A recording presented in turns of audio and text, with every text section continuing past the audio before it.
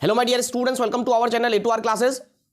Dear students, आज से एक नई सीरीज फिजिकल साइंस के शुरू हुई। चैप्टर वाइज वीडियो पोस्ट होंगे। ये है सेट 1, तो शुरू से लेकर एंड तक आप लोगों को बने रहना है। चलिए फिर स्टार्ट करते हैं। जैसे कि आप लोग देख सकते हैं, चैप्टर 1 का नाम क्या है? Concern about our environment. Okay, आइए एक नंबर क्वेश्चन को पढ़ते हैं। एक नंबर क्वेश्चन क्या देखिए, the main constituent of biogas is. बहुत ही इंपॉर्टेंट क्वेश्चन है। बायोगैस का मेन कॉन्स्टिट्यूएंट क्या है? मीथेन है, CH4 है। Okay, next question, which of the following is not a green house gas. इनमें से कौन ग्रीन हाउस गैस नहीं है?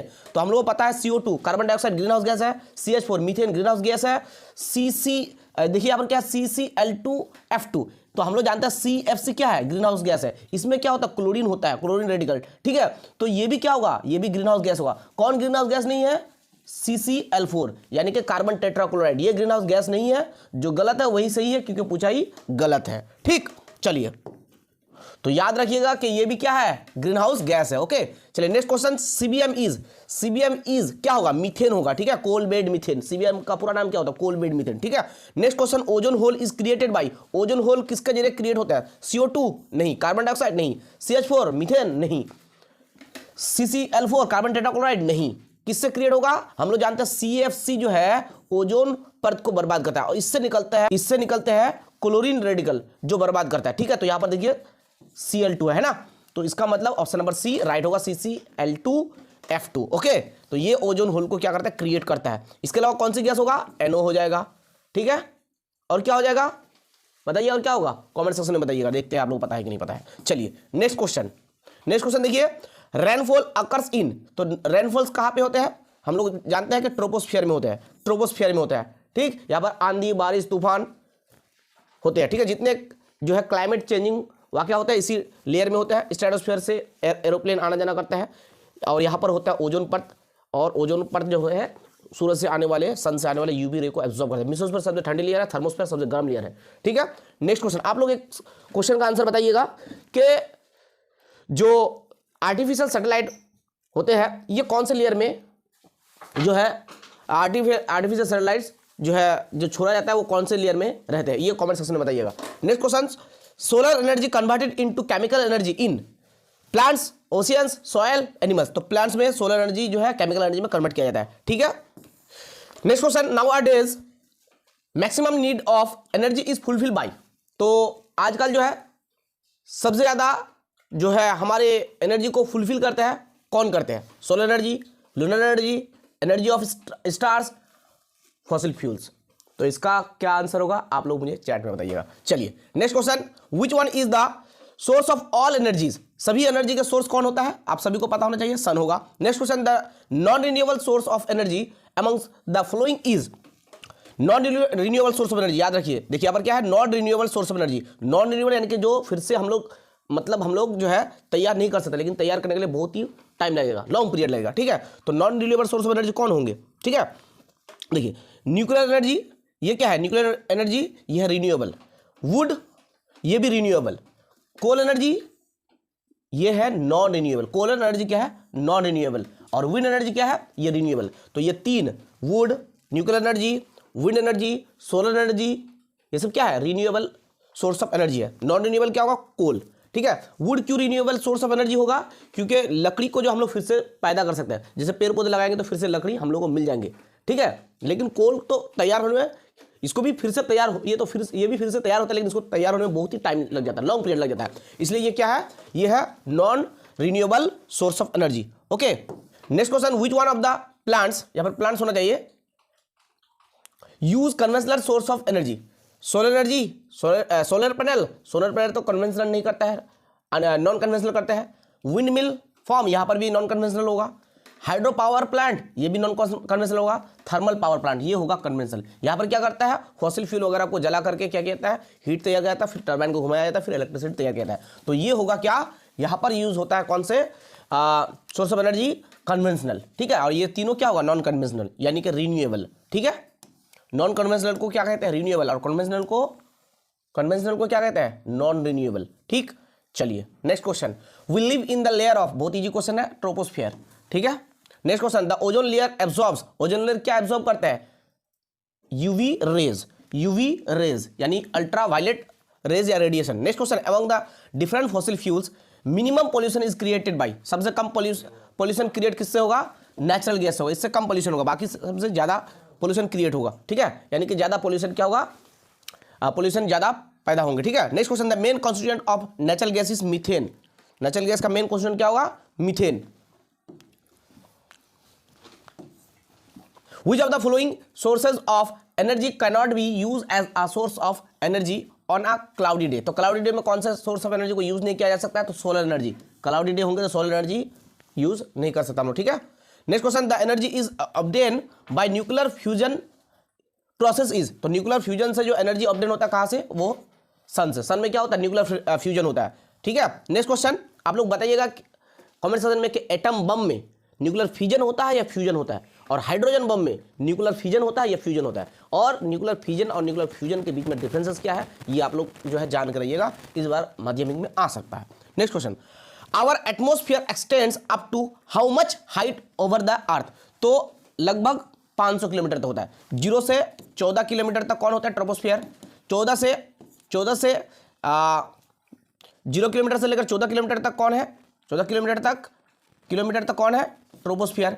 और 14 से लेकर 56 तक कौन है, 56 किलोमीटर तक स्ट्रेटोस्फियर। 56 से 90 किलोमीटर तक कौन फैला हुआ है, हमारे मिसोस्फियर। और 90 से 500 तक कौन फैला हुआ है, 90 से 500 किलोमीटर तक फैला हुआ है थर्मोस्फियर, ठीक है।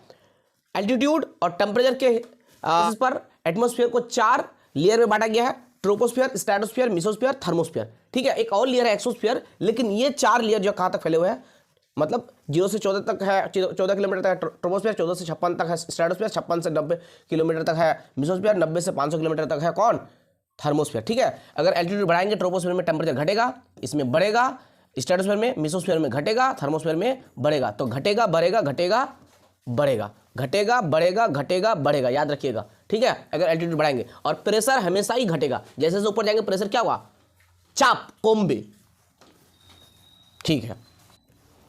तो इसका आंसर क्या होगा, इसका आंसर होगा 500 kilometre. Next question, non conventional source of energies, तो नॉन कन्वेंशनल क्या होगा, कोल। कोल क्या है, ये कन्वेंशनल है, सोलर एनर्जी ये नॉन कन्वेंशनल होगा, फॉसिल फ्यूल ये क्या है, कन्वेंशनल है, नेचुरल गैस कन्वेंशनल है। Next question, the unlimited source of energy is, कौन होगा अनलिमिटेड सोर्स, सन होगा, ठीक है। Which of the following energy source is not responsible for global warming, global warming के लिए कौन रिस्पॉन्सिबल नहीं है, हमारे सोलर एनर्जी रिस्पॉन्सिबल नहीं है, बाकी ये सब गैस क्या है, ग्लोबल, ये सब जो एनर्जी सोर्सेज है ये सब क्या है, ग्लोबल वार्मिंग के लिए रिस्पॉन्सिबल है। Next question, among the following fuels whose quality is most bad, सबसे ज्यादा किसका क्वालिटी बैड होगा, तो टाइडल एनर्जी जो है, इससे कोई जो है एटमोस्फियर में कोई इफेक्ट नहीं पड़ता है, क्लीन रहता है। बायोमास एनर्जी, इससे भी कोई इफेक्ट नहीं पड़ता है। लेकिन पेट्रोल को अगर हम लोग जलाएंगे तो हम लोगों को CO2 मिलेगा, हम लोगों को क्या मिलेगा, NO मिलेगा। CO2 हमारे लिए बहुत ही क्या होता है, हार्मफुल होता है, ये क्या है, ग्रीन हाउस गैस है। पेट्रोल से CO2 मिलेगा, NO मिलेगा। NO क्या करता है, ओजोन डिप्लेशन में हेल्प करता है। तो पेट्रोल जो है ये मोस्ट बैड क्वालिटी ऑफ क्या है, फ्यूल्स है, ठीक है, पेट्रोल होगा आंसर, ठीक। सोलर एनर्जी, इससे तो कोई प्रॉब्लम नहीं होता, इससे हमारे फायदा ही है। सोलर एनर्जी हम लोग जितना भी यूज करें कोई प्रॉब्लम नहीं। Next question, which one is the source of all energies, तो ऑल एनर्जी का सोर्स क्या होगा, यहाँ पर सोलर कर दिया तो सन होना चाहिए मेरे हिसाब से, या सोलर एनर्जी, ठीक है। Next question, the minimum wind speed required for running a wind mill चलाने के लिए विंड स्पीड कितना होना चाहिए, 15 किलोमीटर पर आवर, 15 किलोमीटर पर आवर, ठीक है। Next question, for the protection of environment from pollution involvement necessary of, किसका इन्वॉल्वमेंट नेसेसरी है, तो only local government, pollution control board, environmentalist.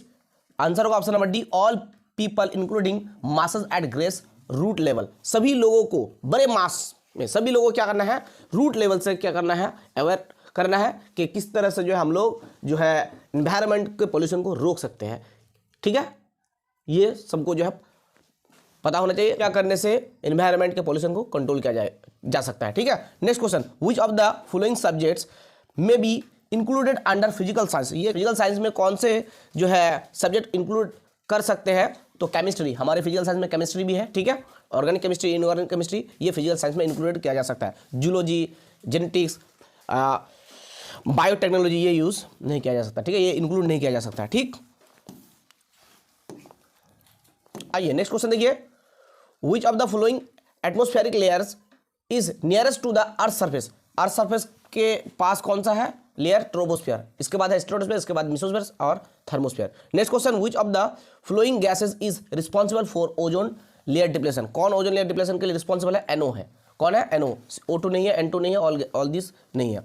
Next question, the electricity whose generation cause minimum environment pollution is obtain from.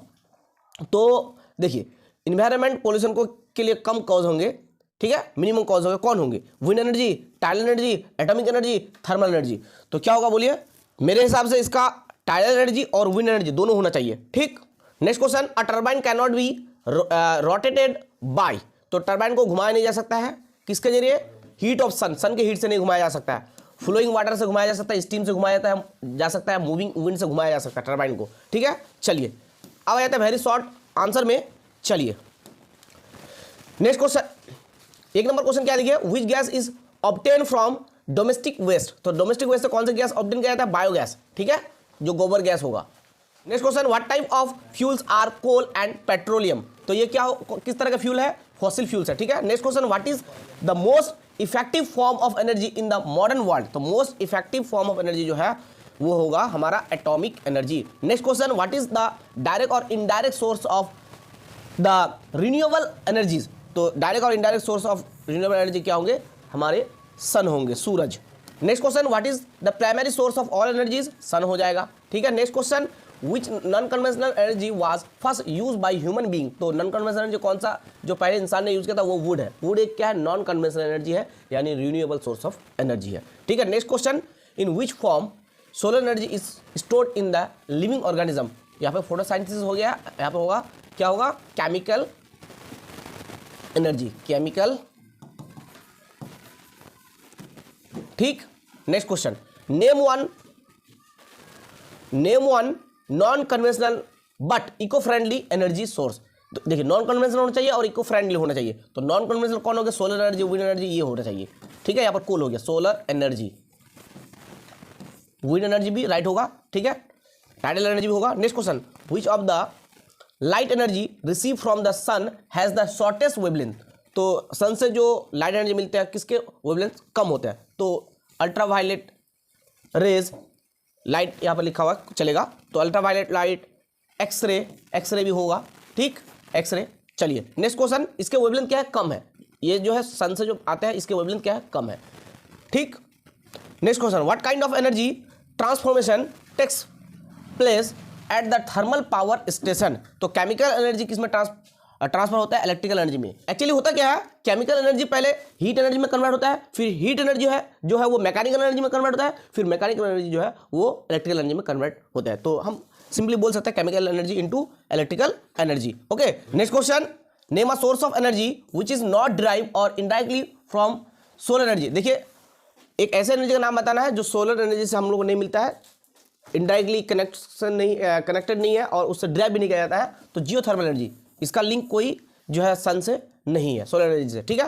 Next question, what is the full form of CFC। तो chlorofluorocarbon, ठीक है। CFC का पूरा नाम क्या है? Chlorofluorocarbon. Next question, what is stratopause. तो stratopause क्या है?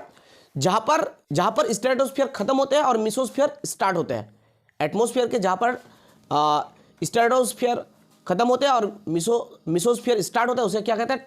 स्ट्रेटोपॉज, ठीक है। तो अगर आप पूछा जाए ट्रोपोपॉज क्या है, तो ट्रोपोस्फीयर जहां पर खत्म होता है, फिनिश होता है और स्ट्रेटोस्फीयर शुरू होता है उसे ट्रोपोपॉज। स्ट्रेटोस्फीयर जहां पर खत्म होता है और मेसोस्फीयर शुरू होता है वहां पर उसको कहेंगे स्ट्रेटोपॉज। और मेसोस्फीयर जहां पर खत्म होता है, थर्मोस्फीयर स्टार्ट होता है उसको कहेंगे मेसोपॉज, ठीक है। तो अगर पूछा जाए ट्रोपोपॉज क्या है, स्ट्रेटोपॉज क्या है, तो स्ट्रेटोपॉज का मतलब स्ट्रेटोस्फीयर जहां पर खत्म होता है, ट्रोपोपॉज मतलब ट्रोपोस्फीयर जहां पर खत्म होता है, ठीक है। Next question, name 2 gases other than carbon dioxide that are given out during burning of fossil fuel and contribute toward acid rain. देखिए दो हम लोग को क्या करना है, कार्बन डाइऑक्साइड को छोड़कर 2 ऐसे गैस का नाम बताना है जो फॉसिल फ्यूल जो क्या करता है, फॉसिल फ्यूल को जलाने से हमको मिलते हैं, ठीक है, और जो क्या करता है कंट्रीब्यूट टुवर्ड एसिड रेन, जो एसिड रेन के लिए क्या करता है, अहम रोल अदा करता है, ठीक है। तो वो हो जाएगा हमारा NO2 और SO2, ठीक, यानी कि नाइट्रोजन डाइऑक्साइड और सल्फर डाइऑक्साइड। नेक्स्ट क्वेश्चन क्या देखिए, name any 2 radiation emitted by sun that are not visible to human eye, तो हो जाएगा हमारा इंफ्रारेड रेडिएशन, अल्ट्रावायलेट रेडिएशन। इसको हम लोग देख नहीं सकते हैं, ये विजिबल नहीं है। विजिबल कौन होगा? जो जिसकी वेवलेंथ 4000 एंगस्ट्रॉम से लेकर 4000 एंगस्ट्रॉम से लेकर 8000 एंगस्ट्रॉम हो, जिसकी वेवलेंथ, उसको हम लोग क्या कर सकते हैं? देख सकते हैं। और 4000 से 8000 एंगस्ट्रॉम किसके वेवलेंथ है? वो विबग्योर के हैं, VIBGYOR। ठीक है, कहाँ से मिलता है ये विबग्योर? सन से हमको मिलता है। ठीक है, तो इसके वेवलेंथ का रेंज कितना है? 4000 एंगस्ट्रॉम से लेकर 8000 एंगस्ट्रॉम। इसको हम लोग देख सकते हैं। जिसकी वेवलेंथ का रेंज 4000 एंगस्ट्रॉम से लेकर 8000 एंगस्ट्रॉम होंगे जिस लाइट की, उस लाइट को हम लोग देख सकते हैं। तो इंफ्रारेड रेडिएशन और अल्ट्रावायलेट रेडिएशन, इसको हम लोग देख नहीं सकते क्योंकि। Next question, what is the full form of CNG? तो compress natural gas. Next question, which of the flowing produces more heat per unit mass? Per unit mass से कौन जो है ज्यादा हीट प्रोड्यूस करेंगे ऑन बर्निंग, जलाने से? कोल और LPG? तो LPG आंसर होगा। क्या होगा? LPG। Next question, what is the full form of LPG? LPG का पूरा नाम लिक्विफाइड पेट्रोलियम गैस। ठीक है, अच्छा, अगर पूछा जाए कि कैलोरी वैल्यू के यूनिट क्या है, तो आंसर होगा किलोजूल पर केजी। ठीक है, next question, name the original source of wind energy? Sun हो जाएगा। विंड एनर्जी का ओरिजिनल सोर्स जो है वो सन है। ठीक है, विंड एनर्जी का ओरिजिनल सोर्स जो है वो सन है। Next question, name the agent which decomposes animal dung into biogas? तो एनिमल डंग को बायोगैस में जो डिकम्पोज करता है उसका एजेंट का नाम क्या है? Anaerobic bacteria. Next question, what is the full form of OTE? तो ओशियन थर्मल एनर्जी। OTE का पूरा नाम है ओशियन थर्मल एनर्जी। ठीक है, OTE का पूरा नाम क्या है? Ocean thermal energy. Next question, name good domestic fuel? तो गुड डोमेस्टिक फ्यूल हमारा CNG हो जाएगा, LPG भी हो जाएगा। ठीक है, और यहाँ पे क्या दिया हुआ है? हमारा बायोगैस। ठीक है, next question, what is the value of solar constant? Solar constant की वैल्यू क्या है? 1.4 किलोवाट पर मीटर स्क्वायर। सोलर कांस्टेंट क्या होता है? सोलर एनर्जी के अमाउंट है जो यूनिट एरिया पे गिरते हैं परपेंडिकुलरली। ओके, तो उसकी जो वैल्यू है वो कितना है? 1.4 किलोवाट पर मीटर स्क्वायर। ठीक है, ये जो वैल्यू है ये वेरी करता है। ठीक है, अलग अलग बुक में आपको अलग अलग मिलेंगे। किसी में लिखा होगा 1376 वाट पर मीटर स्क्वायर। ठीक है, तो 1376 वाट, अगर इसको हम लोग किलोवाट में कन्वर्ट करें तो क्या होगा? 1.376 किलोवाट पर मीटर स्क्वायर। ठीक है, तो यहाँ पे हमारा क्या है? 1.4 किलोवाट पर मीटर स्क्वायर। डियर स्टूडेंट्स, अगर आप लोग हमारे नोट्स को परचेज करना चाहते हैं तो आप लोग इस नंबर पे कांटेक्ट करना है 8250832952। मिनिमम प्राइस में आपको नोट्स मिल जाएंगे ईच एंड एवरी सब्जेक्ट के। अगर आप हिंदी वर्जन में लेना चाहें तो हिंदी वर्जन में मिलेंगे, उर्दू वर्जन में लेना चाहें तो उर्दू वर्जन में मिलेंगे, इंग्लिश वर्जन में लेना चाहें तो इंग्लिश वर्जन में मिलेंगे। मिलते हैं नेक्स्ट वीडियो में। नेक्स्ट वीडियो देखने के लिए तैयार रहिएगा। Thank you so much. Wish you all the best.